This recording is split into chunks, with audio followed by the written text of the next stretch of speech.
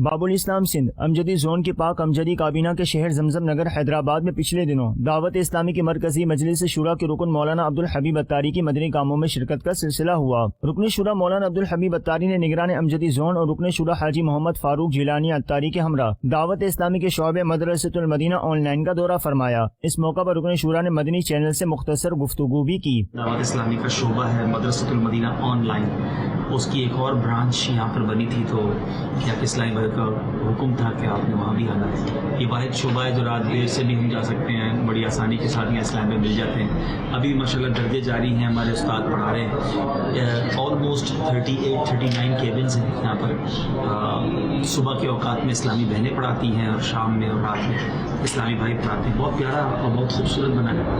اللہ پاک جزائے خیر دے ان تمام اسلامی بھائیوں کو جنہوں نے اس میں ساتھ دیا، تعاون کیا، ڈونیشن دیے۔ اب دیکھیں یہ کیسا صدقہ جاریہ ہے کہ وہ شاید اس وقت سو رہے ہوں گے مگر یہاں قرآن پڑھایا جا رہا ہے۔ دعوت اسلامی کی کیا بات ہے ماشاءاللہ، دنیا کے کئی ملکوں میں یہاں پر ہمارے قاری صاحبان پڑھا رہے ہیں۔ رکن شورا مولانا عبدالحبیب اتاری نے امیر اہل سنت کے عطا کردہ 72 مدنی انعامات کے مدنی انعام نمبر 53 پر عمل کرتے ہوئے زمزم نگر حیدرآباد کی مشہور شخصیت حضرت پیر سید عابد علی شاہ صاحب کے انتقال پر ان کے آستانہ عالیہ پر جا کر ان کے بھائی سید شاہد علی شاہ قادری جیلانی باپو سے ملاقات کی اور مرحوم پیر صاحب کے لیے فاتحہ خوانی کے بعد مغفرت اور بلندی درجات کی دعا بھی کی گئی۔ رکن شورا نے ڈویژن فیضان غوث العظم کے علاقے صدر میں تاجر عبد الوہاب کے گھر پر مدنی حلقے میں شرکت کی اور شرکاء کو مدنی پھولوں سے بھی نوازا۔